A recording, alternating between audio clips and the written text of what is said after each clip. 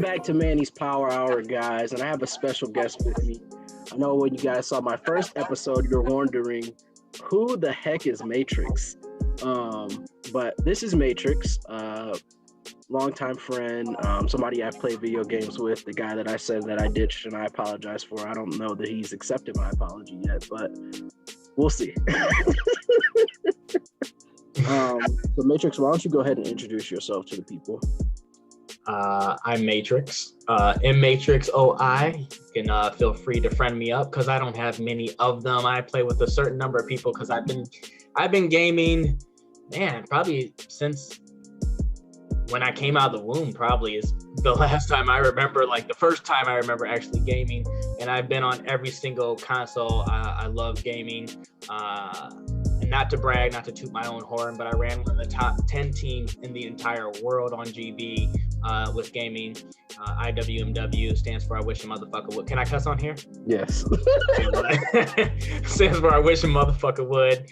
It used to be called Saints and Sinners. We've had so many different people. We've beaten teams that are well known that you guys would know currently as Optic Gaming and FaZe, Clan FaZe, but like people back in the day that you probably don't even know of because their clans are no longer existent. We played over all kinds of FPS games, ranging from Rainbow Six, Black Arrow, Lockdown, all the lockdowns, Halo, Splinter Cell, and all the Call of Duties.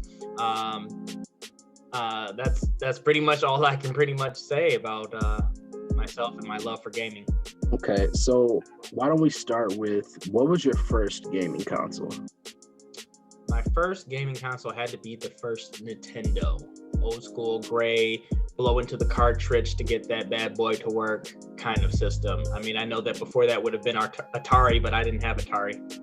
Do you have like a favorite game from that first console, or Super Mario Brothers?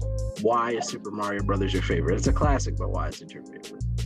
I guess, gaming, yeah, people played on Atari before then, and I'm sure they have a favorite game like Centipede or Frogger, but I think that popular game that came out from that console was Super Mario Brothers. So I think that that's what was popular, that's what I fell in love with, that's what I enjoyed playing. So after your Super Nintendo, what console did you go to next? Not Super Nintendo, regular Nintendo. Super Nintendo is a completely different, yes. And I don't even think I ever owned that one. No. After your regular one after? Yeah, did you go to? I don't remember significantly after. I can say what my favorite after was. Yeah, let's go with that then. With the N64. Mm-hmm. And I still would give anybody, including you, because I know that we've discussed this, anyone, I don't care who it is, the creators of this game can try and line up against me. They're not beating me. GoldenEye. No, and I know you have people that are watching this, and I'm telling you right now, you can't beat me at GoldenEye. Guaranteedly, no one can touch me at GoldenEye. It's a guaranteed loss. We can put 3 against 1. You all can have odd job. You would lose. Everybody sees GoldenEye as kind of like that classic video game, something that really sparked them in their first love of video games. What do you think made GoldenEye so special?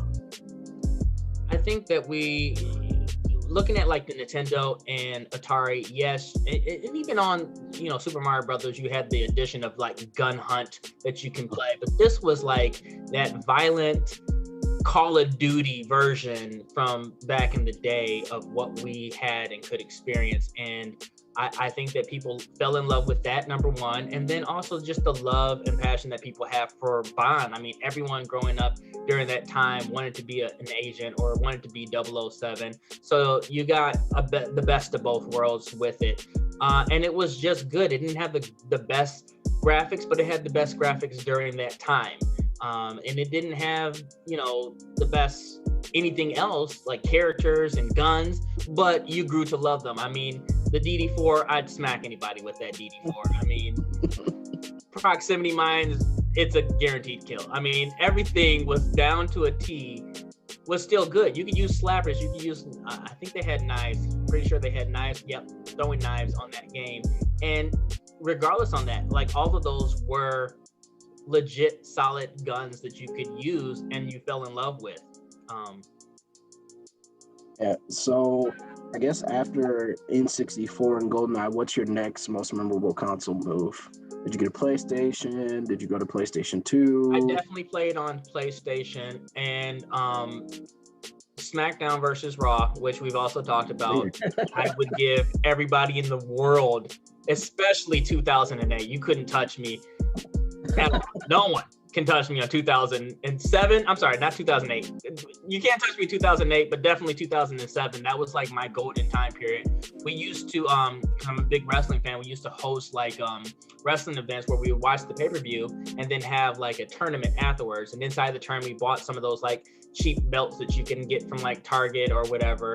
And we had the main champions, tag team champions, you know, intercontinental, US champion, hardcore champion. We had belts of all sorts. So people would face off to fight inside of the tournament to try and win those belts and be the champion. And you know, we got to factions, we got to like promos, all kinds of things. I mean, it was legit a real life version of WWE or WWF back then with video games attached. So it became a night of just, you know, 100% gaming mixed with wrestling. Probably every man's dream for those that are into those things. I would definitely say 2000 SmackDown vs. Raw 2007 is probably the GOAT wrestling game for me, just because I have a lot of great memories on it, playing with my best friend and us just making tag teams and playing against each other and just having so much fun with that game. That game was great, and I kind of miss stuff like that. I feel like we don't have that now. So kind of moving on to like the next generation of consoles, which would be like Xbox 360, PS3. Did you have either of those? I think that's the time period where I fell into clanning, game battles. But before game battles, it used to be called Team Compete for their global website that you can game on. And so I was over like a friend's house, and he's playing on Xbox, the first Xbox, the big bulky one that looks like an X. And I'm like, what's that bull crap? And he's like, oh, this is Xbox. I was like, what game you playing? And he's like, oh, you know, Rainbow Six. And for me, like, I wasn't into FPS games at all, nor was I into games that I've never heard of. So I'm like, I don't want to play that. He's like, just test it out, play a couple. And I think for my love of GoldenEye, you know, all the games aside from GoldenEye were games that were geared towards like Super Mario Brothers and Marble Madness, FIFA, NBA Street, NBA Jam, you know, stuff like that, Sonic. And so I wasn't really an FPS gamer. You know, I played more wrestling games and more adventure games than anything else. So I played a few games and I just fell in love. And I was in some server with some guy who happened to actually live in Michigan, ironically. Out of everybody in the world, I come across this guy who lives in Michigan, and he lives like literally 10 miles from me, 10 miles or less. And he's like, dude, we should start a clan. And I was like, I don't know what that means. And that's how we started Saints and Sinners. He was a youth minister. He was a saint, supposedly, and I swore and did a whole bunch of other stuff, and I was the sinner. So it became Saints and Sinners. For years, it was that. And then eventually when Kings of Comedy came out and Cedric the Entertainer was doing his bit about I wish a motherfucker would, I was like, that'd be funny if that was the name. And then we changed it to that. And it was that for many years to follow. So Rainbow, you know, we just stuck with Rainbow, and then more Rainbows came out, Black Arrow, Lockdown Vegas, 1 and 2. And, you know, then eventually it moved into like Halo, and we played a little bit on Splinter Cell. And then Call of Duty came out. And I think by the time we got into gaming on Call of Duty, it was Call of Duty 4. They didn't have multiplayer gaming that was as popular. I think they did have it on 3, but it wasn't as popular as 4 and on, Call of Duty 4. The 1 and 2 had just single player. So eventually we moved over to Call of Duty, and then we fell in love with that. And we played everything from core to hardcore gaming through, you know, Xbox One series, and I still have an Xbox One, so. Okay, so just to kind of wrap out the kind of console talk before we move into some other topics. So we know that next gen is out. Do you have a next gen console yet? No, not yet. I'm working on it. I want them to work on getting better consoles, Xbox and PlayStation 5. I don't know how anyone can charge $500 for something that doesn't work. That's like buying a car and saying, well, you know, occasionally it's brand new, but the radiator may go out here.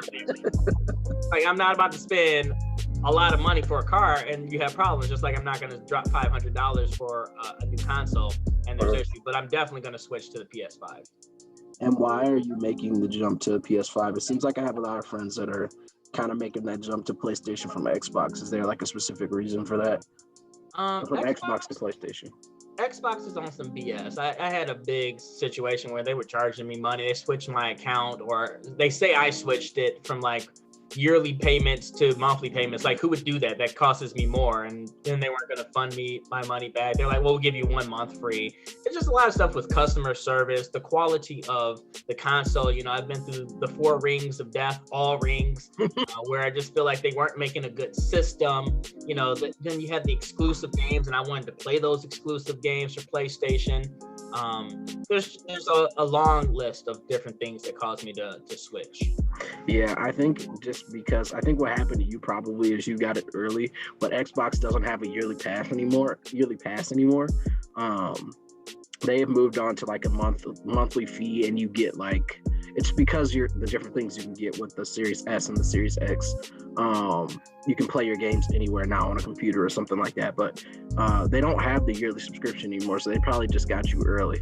No, because mine was on like auto repay, and they said that I went in and changed it. I was like, why would I change that if for 15 years I've been on a year subscription because I decided I wanted to pay more? I'm like, no, Xbox.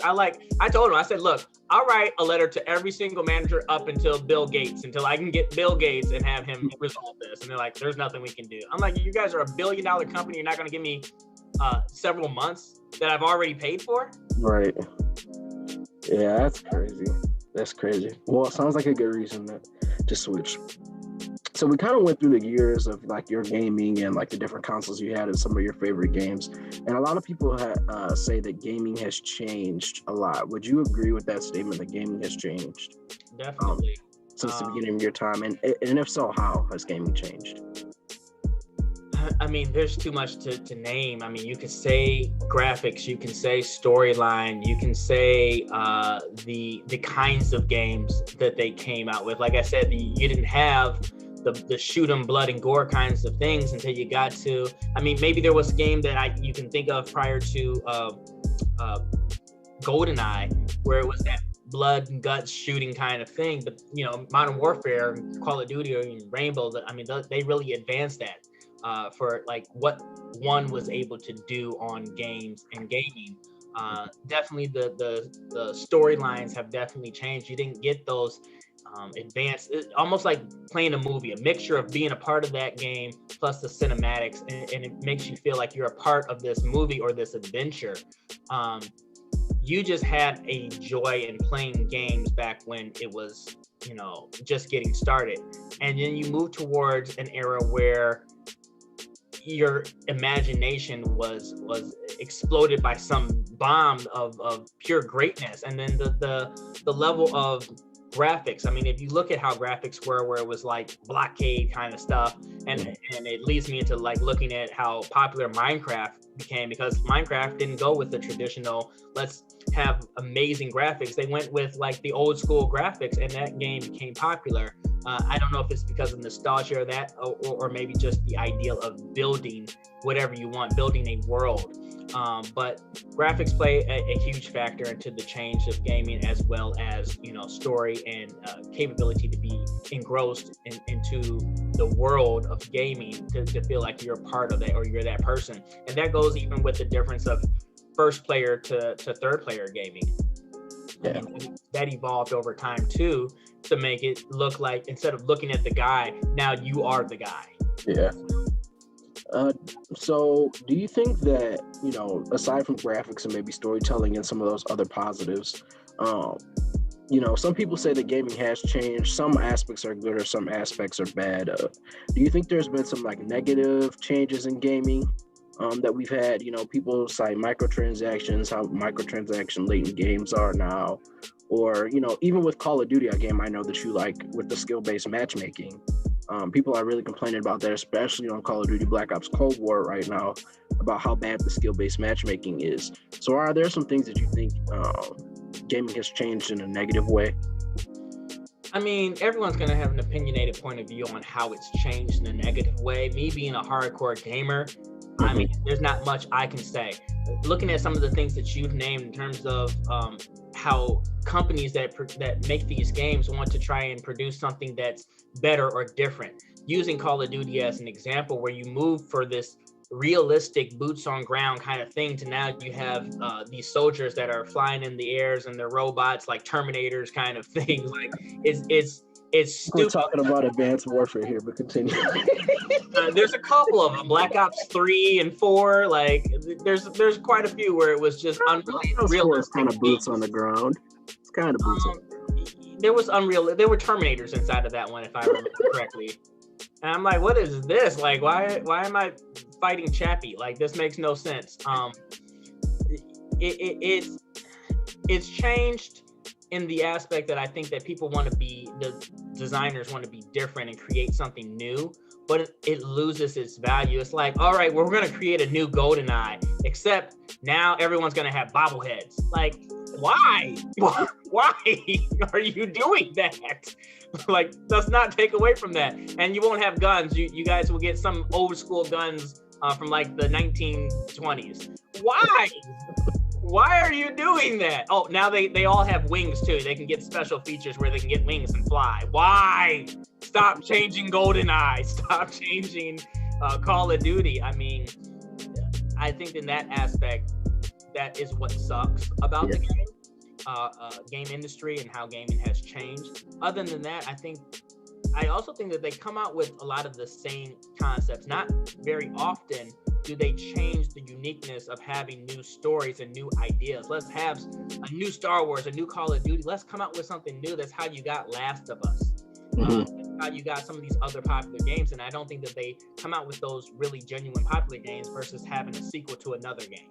Yeah, I can agree with that. I think there's some growth that could be had there. So kind of just like talking in terms of gaming still, and like maybe not even an industry, but the gaming community as a whole. Do you think the gaming community has changed from when you first started gaming? Well, this kind of piggybacks on your last question, because I look at it from the perspective that we used to play clan matches through, Call of Duty and Rainbow. We used to use, now they have like Turtle Beaches and different headsets where you can hear everything. And before, you used to just have to hook up a really good headphones to, some speakers or whatever, so you could just listen through that. And so that has changed significantly as well. To answer your question, rephrase your question. Would you like? So like you consider yourself a part of the gaming community, right? Yes. Maybe like the Call of Duty community or... So how has the community changed? Yeah, so how do you think the community has changed? I think that you had a list of people, like I said, to piggyback off of that, where they were genuine gamers. And I think that the community has changed from being a good gamer to who has the best hacks or the best mods or the best controller or the best headset. And in terms of the people that are playing, I mean, you get a lot of these younger kids as well, that adults apparently are letting them play. People think that affects them to where they become more violent, but them getting on and playing has dumbed it down. I mean, when I look at when I started, little kids were more engrossed with, oh, let me go play Spyro the Dragon versus let me get on and play Call of Duty suck and talk shit to somebody that's 40 years old and think that I'm not going to insult you and make you cry back to your daddy, who gets on the microphone and is upset now I have to cuss him out. So I think the community has changed in that aspect, for where now everybody's playing it. It's not really about who's good. And even looking at some of those good names that I name dropped that we beat, like Clan Phase and Optic Gaming. I mean, you play on those competitive websites where your record is important. And individuals like them, they clan restart. So their record always looks good, regardless on if people like myself and my clan back in the day would beat them. And it doesn't fare well with being good. You're taking away the statistics of what makes you genuine. Like Clan Phase could be like 1,000 losses and 800 wins, but because they clan restart so much, you'll never see that. And that's like taking, not to talk about sports related stuff, but that's like taking Jordan and his accomplishments and then hiding them to hide something better, because you don't, or not even accomplishments, some of his downfalls, to hide those just because you want to make sure that the accomplishments are more visible. Yeah. I think that takes away from it too, because people are all hyped up about some of these names and big names, and it's a false advertisement. This is an illusion, and I think that doesn't hold to be true, and that all goes with like hacking and everything. That has changed the community in general as well. Yeah, I know a lot of hacks and a lot of exploits and people finding their way around, especially on skill-based matchmaking. I've seen a lot of people, like the top people who do really well with KDs and stuff like that. They're finding their way around the skill-based matchmaking algorithm to do so well. I think it's interesting, just kind of sticking on this topic of Call of Duty, since we were kind of here and you were talking about some of the top players. You know, right now the pros are struggling in Cold War. Because of skill, what they are saying is skill-based matchmaking, and it's not really your stats they say are affecting it. I think they're trying to figure it out, but they were saying it's not your stats. It's kind of just like your overall life on Call of Duty. So if you've been playing since Call of Duty 4 like yourself, or you know, even before that, they're kind of tracking you since you've had an Activision account, and so you know, some of them can't even break 2 KDs. So it leads into the question, I guess, of, you know, even when I started, which, you know, my first Call of Duty game, I would have to say was like Black Ops 2. And I wasn't very good when I started. I got pub stumped in lobbies all the time. You're still not good, but keep going. I got pub stumped in lobbies all the time. And it's kind of interesting, you know, now to where, you know, you have these game creators and these gamers kind of want to coddle the new people, and not turn them away and kind of get their new client base, which I understand. But how do you feel about that? Should we go back to an era where, you know, you're kind of thrown to the and figure, or should we stay in this era? They're not going to launch into a match with like Optic Scump or anything like that immediately. You'd have to be really good to get to that level. So do you think we should kind of stay where we are now, or go back to kind of that open connection-based matchmaking in Call of Duty? I mean, I'm all about nostalgia and of things that used to be, yes, it's always good to have change, but they're changing, like I said, they're changing something that already exists versus use that change to come up with something that's new. So I feel like changing it is dumb, and they should have just stayed with what they had. You know, it's like having a formula and knowing what works, or baking a cake and knowing, oh, well, if you put in all of these ingredients and you put them in this order, you're going to always get a cake. And I think that to take that out and try and do something different, you might get a cake, but it's not going to taste the same, just like you would inside the final product of this. And those that enjoy that final product, you might still have a cake, but someone's going to be like, oh, this tastes like crap. It's because they added other things that shouldn't have been there versus sticking with what they already had that they knew that worked. So I just feel like they should use that energy inside of newer games, newer concepts, newer stories, so that you can make more money and sell more, you know, games, and give more concepts that are different than the ones we already have. Yeah.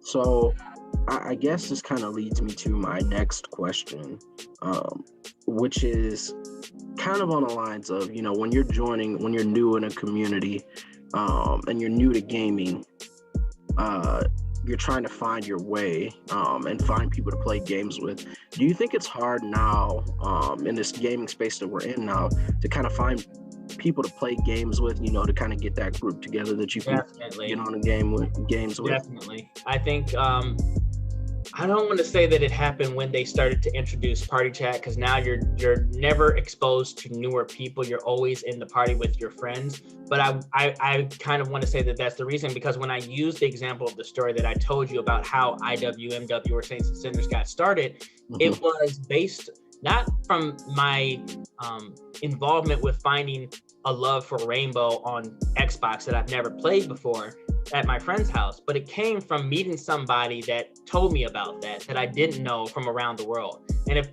that clan of mine would never have existed if Party Chat was during that time, because I probably would have been in there talking to my friends, or him talking to his friends, and we never would have crossed paths. Right. So definitely, I think so.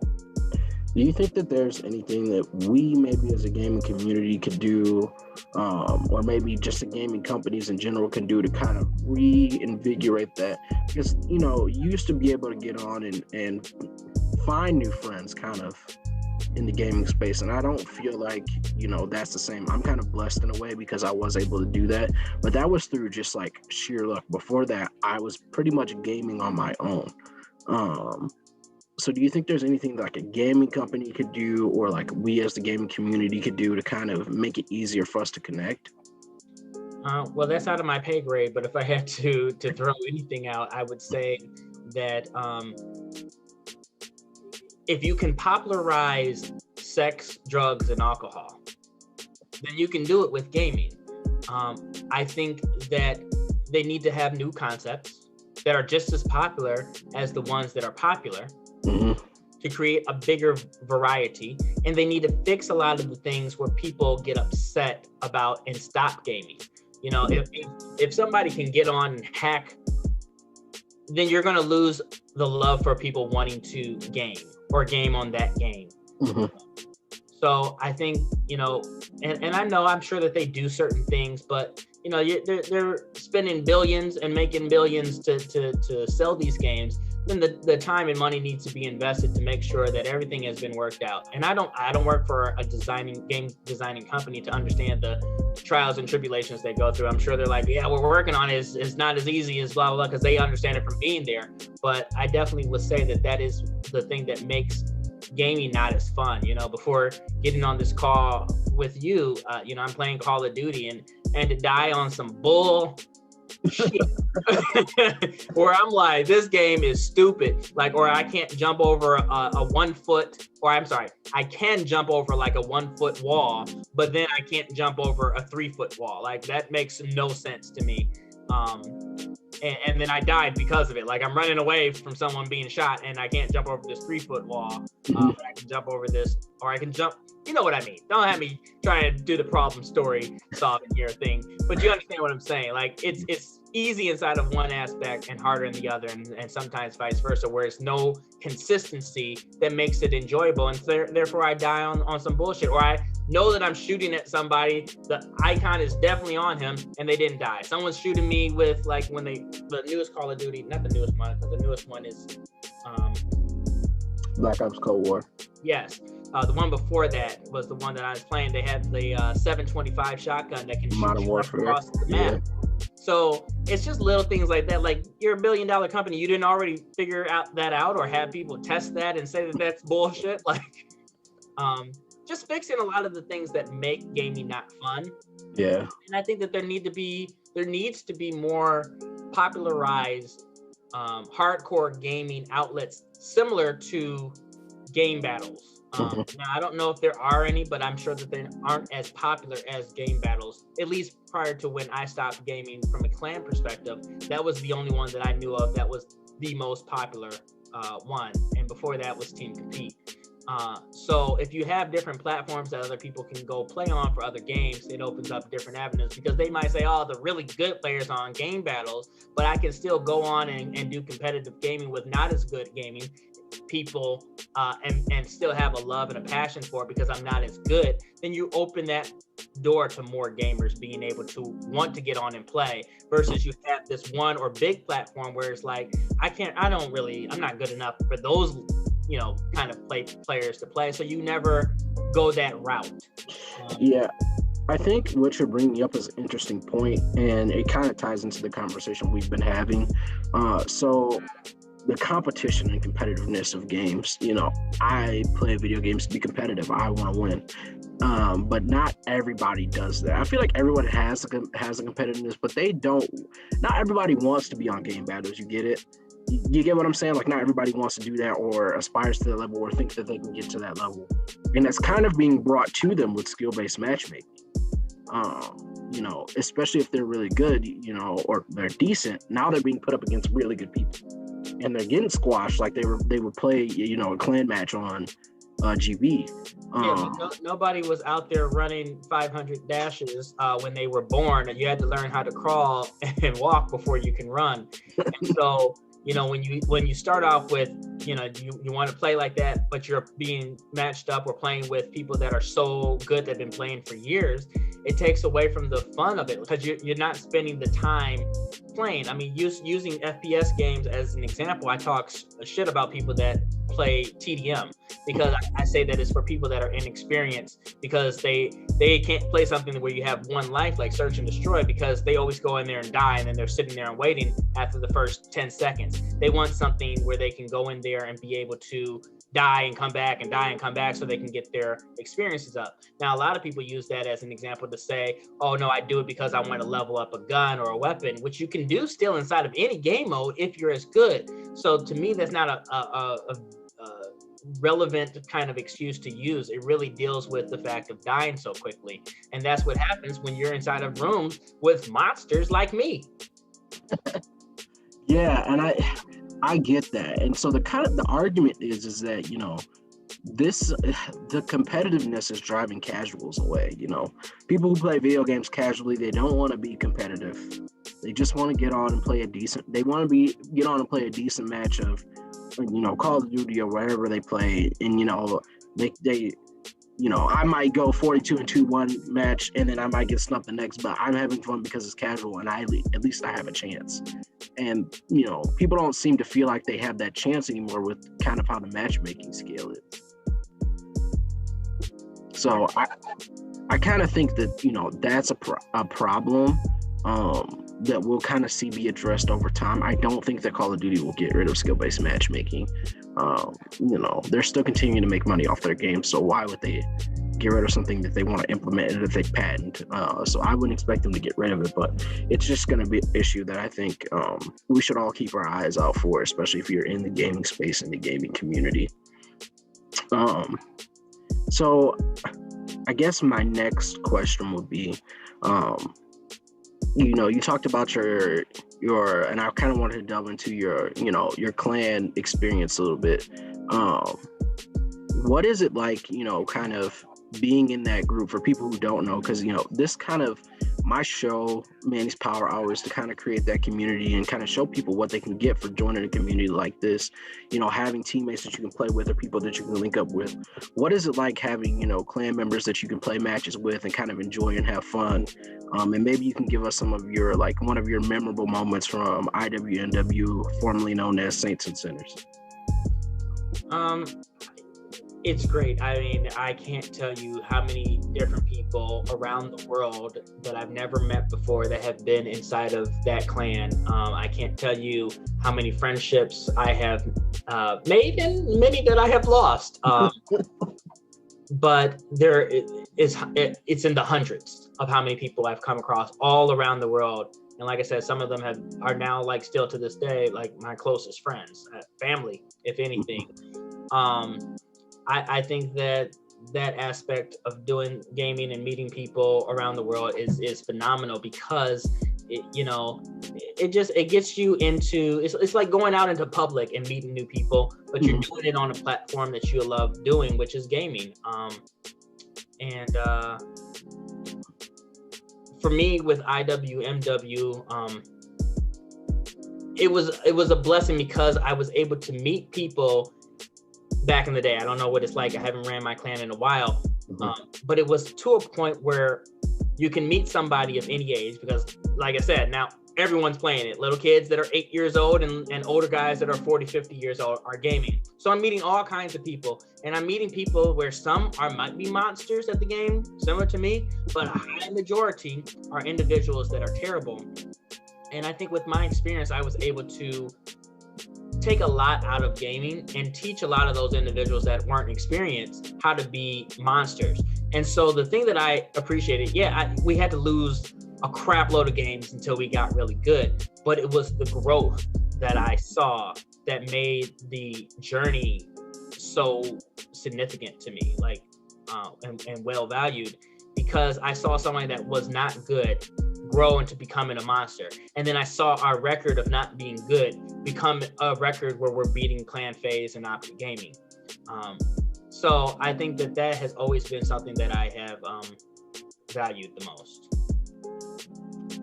So I got a couple more questions and then I'll let you go. Can you tell me what game you're most looking forward to? Game that I'm most looking forward to. I mean, it just came out, so I was Watchdog Legions. I've already beat it. Yeah. So there really isn't a game that I can think of. Well, no. Well, it's out already. The other one that I can think of is the Spider-Man game for PS5, and I don't have a PS5 yet. So you don't have it yet. So I mean, that is the game I'm looking forward to play with Miles Morales. I didn't even play the original one, the one before that, just because I didn't have a PlayStation 4. So both of those are what I'm looking forward to, whether they're released or not. And if people like in this community who watch this show want to reach out and game to you, can they get your gamer tag, how to find you, and would you be willing to play games with some people if they reach out? I mean, definitely, if they want these hands, if they want this, if they want this smoke, okay? If they think, oh, he's just everyone says they're good. Anybody can say that they beat Clan Phase and Optic Gaming, blah, blah, blah. I've heard it all. All right. I had people that were there that did it with me. I have nothing to hide. Go check my game battles, whatever you want to do. Yes, you can look me up. It's MMatrixOI. That is all letters, no numbers, all one word. M Matrix. That's 2 M's. MMATRIXOI. You can find me. You can look me up. I mainly, like I said, play FPS games, but I'm open to play whatever. If we can find a way to get back on some of these old games, and you want those hands, we can get those hands inside those games. Whatever it takes. So. Last question: will you play video games with me again? The people want to know. The people want to know? Do they? Do they? The people want. I brought it up now. The people want to know. You're really putting me on the spot with this. Huh?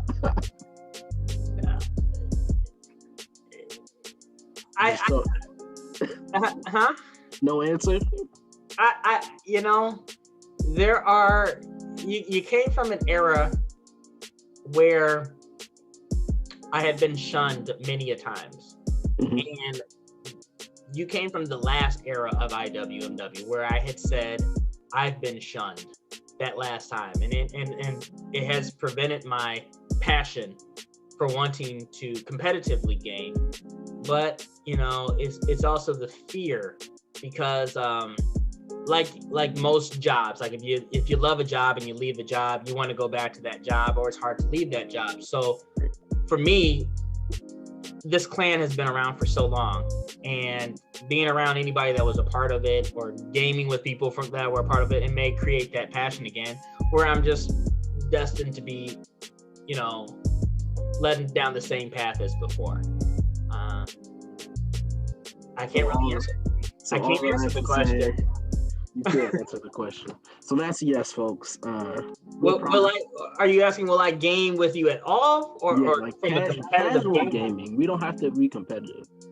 I think, what I'll do is, once I put this interview out, I'll try to get with you and we can play some Modern Warfare, and I'll put that gameplay up, and we'll kind of talk about it, and hopefully we can get some good moments from it about how, I'm caring, but that's neither here nor there. Well, you're one of those individuals I talk about that like to play TDM, and we know the people that like TDM, how good they are. I'm a monster. That's all I have to say. I'm sorry that you got into a TDM match with a whole bunch of 8-year-olds that you were able to kill, and all of a sudden you're a monster, but that's not how it works. Literally, for any kind of skill that you may have at an FPS game, whether you will agree or not, it came from me and IWMW. You learned a lot in terms of gaming and FPS gaming. So let me ask you that question, even though I know you won't tell the truth. Am I right? No. You're wrong. You're full of shit. I'm naturally God-gifted. You're full of shit at playing video games. I may have picked up little small tidbits from my time at IWNW that it made me even more of a monster. But it's hard to go up when you start at, you're just at the top tier. There's nowhere for you to go down, so it's hard to kind of improve. But I try every day. That's the goal, just to get better. So that's my answer. I'm looking in your eyes on the camera. It's like filling up with brown. It's brown. I don't. Anyway, it's neither here nor there. You don't need to admit it. Just like I don't need to give you an answer. We'll just see. We'll see. So I just want to, I said last question, but I kind of want to get your thoughts, and I'll get all my guest thoughts on what they feel like, having a community probably like Manny's Power Hour will kind of add to the space. My goal is to kind of make it easier for people to find those friends and to connect and us kind of laugh and, have our thing going on. And so is that something you think that's needed? It definitely is a different outlet. So, especially pending the popularization. Did I make up that word? Popularization? I feel like that's not a made up word. I feel like it's a real word. I think it's a real word too. The popularization of your show and on this channel is that it gives people that aren't as good a way to come here and voice their thoughts about everything that relates to gaming and their experience with gaming. And I think that if that becomes popular or is popularized, the popularization of that will be a voice that those that make games can listen to. And I was just, 1/1,000,000th of that voice today. Well, I appreciate it. I appreciate your time. That's all we have for today, guys. Please like, comment, share, subscribe. And I just want to thank you all for tuning in. I want to thank my guest, Matrix, for coming on. Now you guys know who Matrix is, so you won't be confused. But thank you. This has been another great episode of Manny's Power Hour, and I will see you next time.